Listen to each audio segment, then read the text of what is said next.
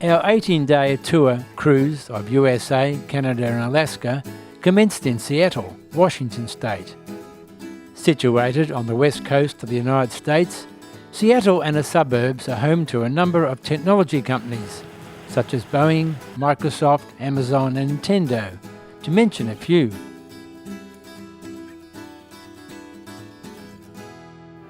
Seattle is also home to the famous Pike Place Market, one of the oldest continuously operated public farmers markets in the United States.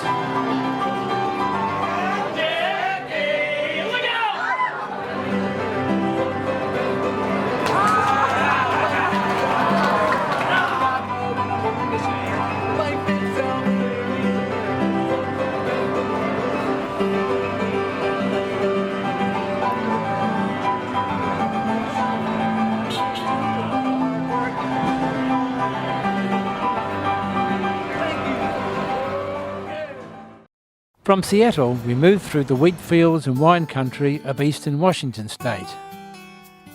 Every little town along the way had its own interesting story. Mary Ellen Chowdy, whom the town is named after, sure looks like she could hold her own on a horse. Now in Montana, the small community of St. Regis offers a great coffee, if you know where to look for it. And there is also the most fascinating wind farm that we'd ever seen.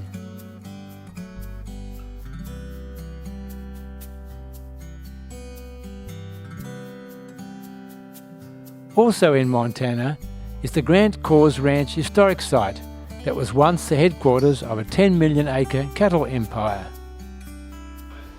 The site commemorates the western cattle industry from the 1850s through to recent times.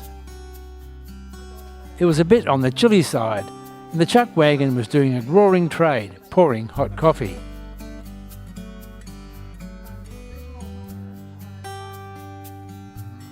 There's not a great deal in Three Forks, but what's there is worth stopping for. And that was the Wheat Montana Bakery.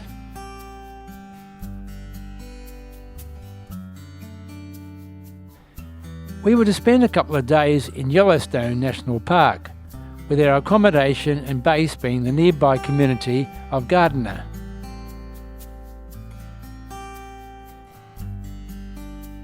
Gardiner is heralded as nature's favourite getaway. This may be so, but not so good if you happen to have fur or antlers.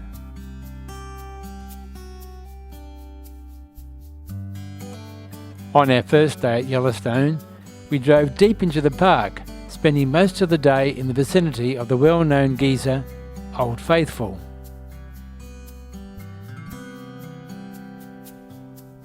In 1872, Yellowstone became the first national park in the world.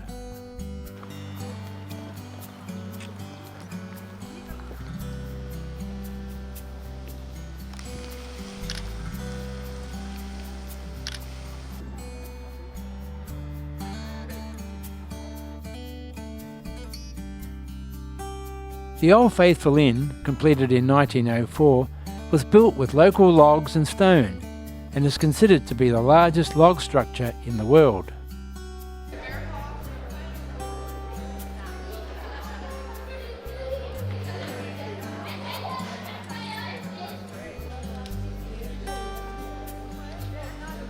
As the old clock ticked over, it was time for Old Faithful to put on its show, which it did, right on cue.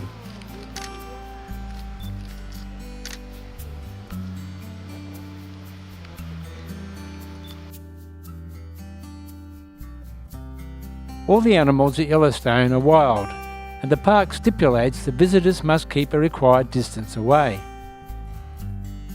This became difficult though when the bison were lounging right next to the paths.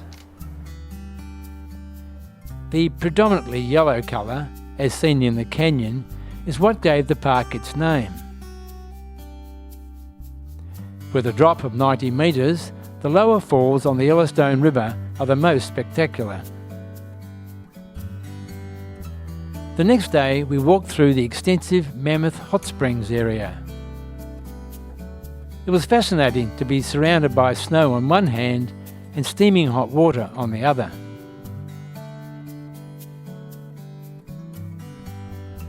The most famous feature at the springs is the Minerva Terrace, created over thousands of years by deposits of calcium carbonate.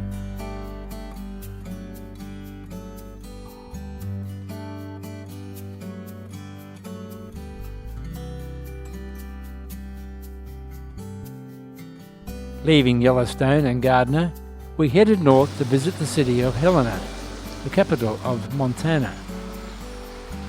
It was founded as a gold camp during the Montana Gold Rush and was established in 1864. Due to gold, it became a wealthy city, with approximately 50 millionaires by 1888, more per capita than in any city in the world. The memorial commemorates the 4 US Navy ships that have been named after Helena.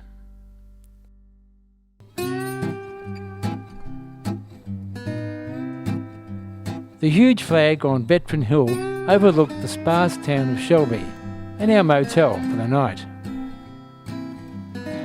Shelby was established as a railway and road transport hub for moving goods between the US and Canada.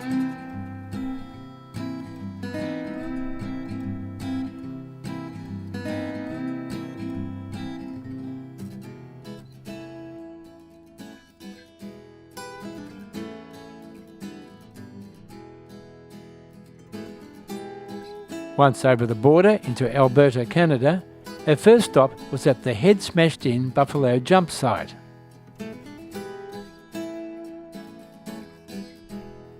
Here we were told of how the Blackfoot people drove herds of buffalo over the high cliffs in mass killings.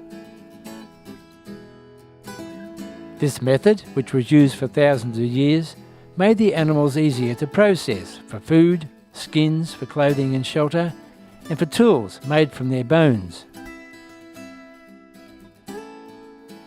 Still travelling north, we called into the Winter Sports Institute at Calgary and, among other things, played on the bobsleds, including the one used in the Disney film Cool Runnings.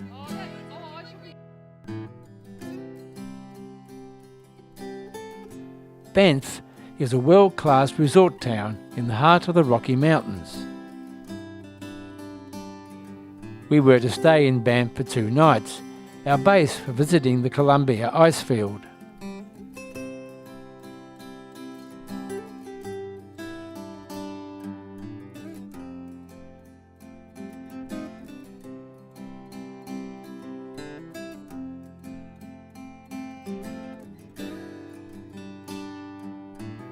Next morning, we headed along the Icefields Parkway, stopping at Lake Louise on the way. Lake Louise is named after Princess Louise Caroline Alberta, the 4th daughter of Queen Victoria. The glacial lake is famous for its turquoise colour of the water, and although it was mainly covered with ice when we saw it, it was still a beautiful sight.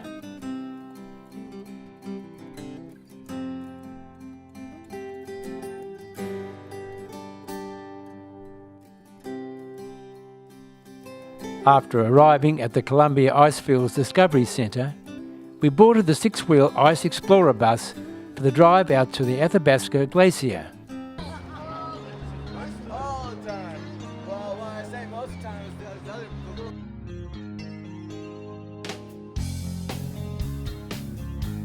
See those guys on to your right-hand side there?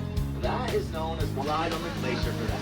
So bouncing along in this purpose-built vehicle was an experience in itself.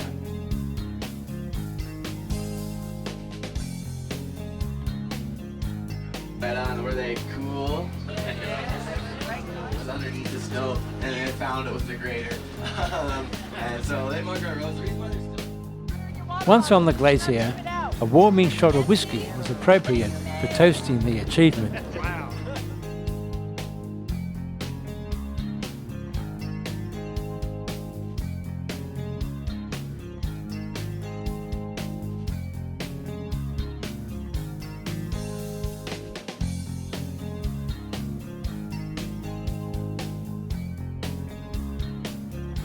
The colours at Bow Lake added a finishing touch to the day.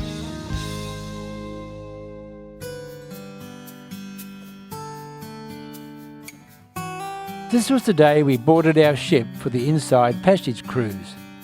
But first we had a quick look around Vancouver.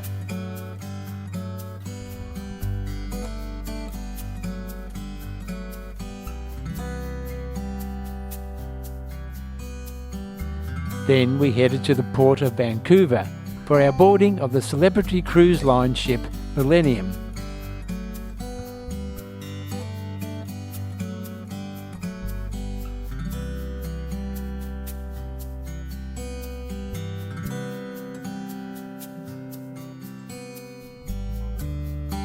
After leaving Vancouver, there was a full-day cruising before we reached our first port, Ketchikan.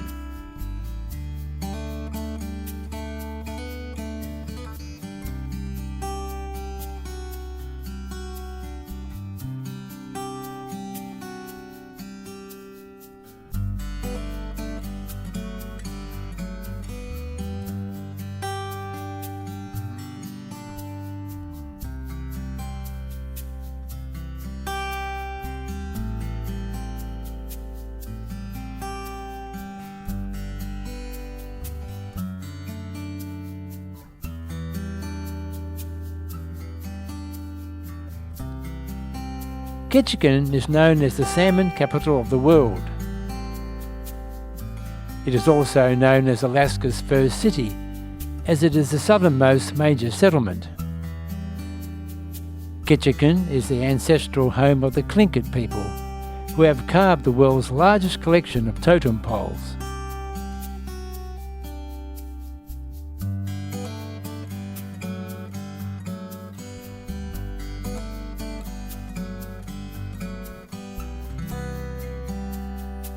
At a shelter for injured birds, we were able to get close up to these amazing predatory birds.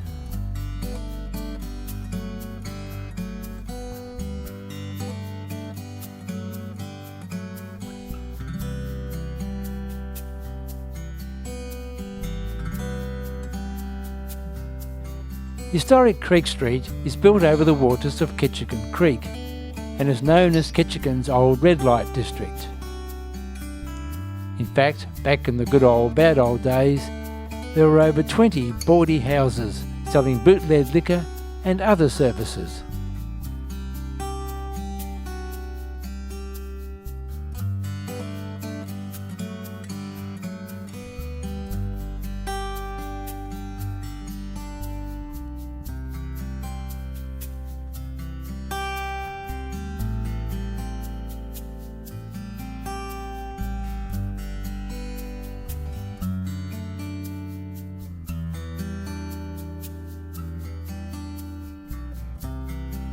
We were fortunate to dock at Icy Strait Point, as some of the larger cruise ships didn't stop there at the time.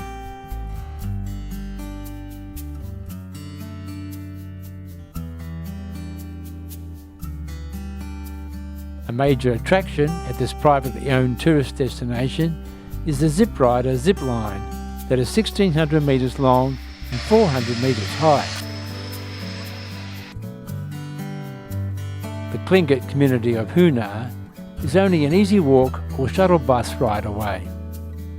The community still holds to many of its traditions and is almost exclusively run by locals. The tradition of carving of these magnificent canoes out of a single spruce tree is still being kept alive today.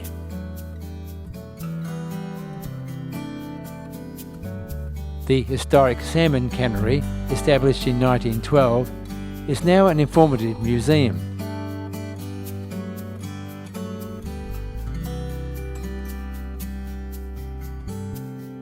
Later in the day, we joined a nature walk deep into the heavily wooded forest, and we were lucky enough to spot a couple of bears.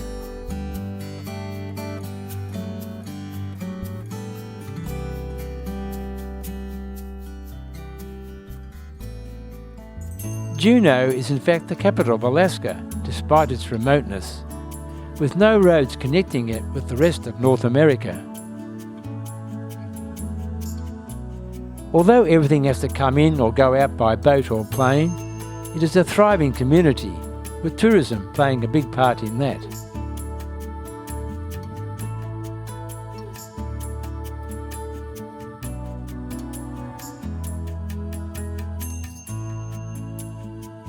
We had the opportunity to do a tour of the State Capitol building, where we learnt that the Alaska flag was designed by a 13-year-old orphan boy, and also that Alaska only gained statehood in 1959.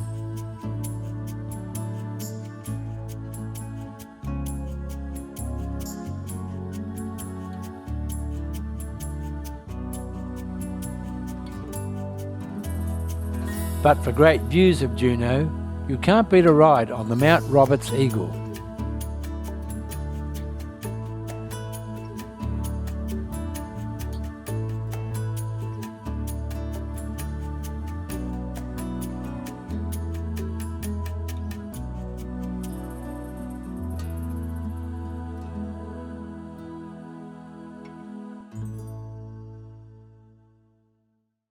At Skagway, you can walk straight off the ship and onto a train. But the White Pass and Yukon Railroad is no ordinary train trip. An amazing engineering feat, it was built during the Klondike gold rush in the 1890s.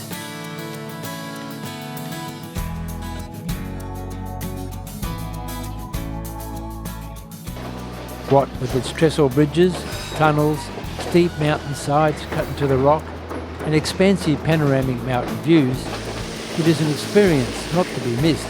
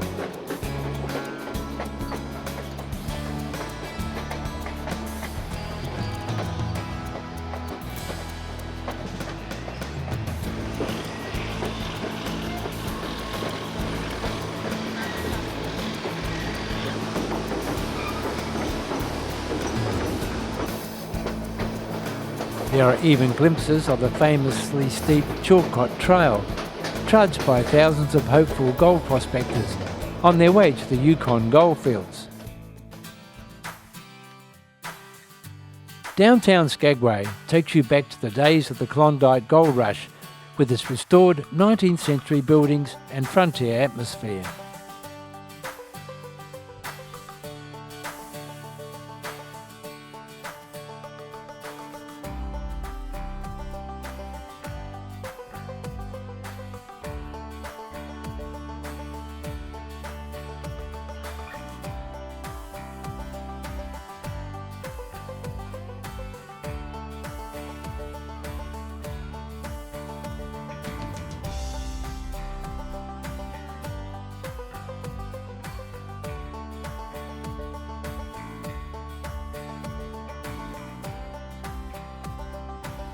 Somehow, the looming cruise ships seem completely out of place.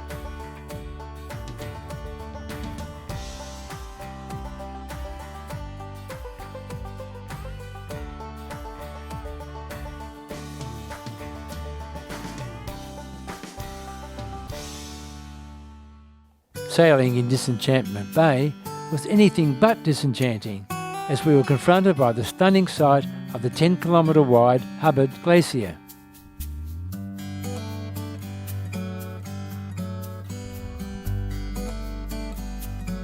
The conditions were perfect as our ship eased its way in as close as was permitted to this awesome natural wonder.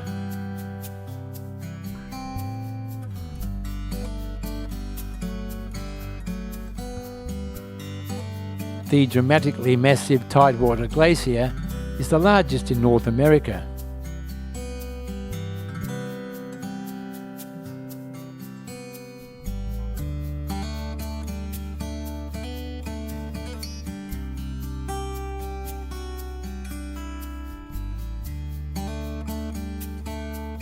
Unlike many of the world's glaciers, it continues to thicken and advance. Because of this, it tends to calve on a regular basis.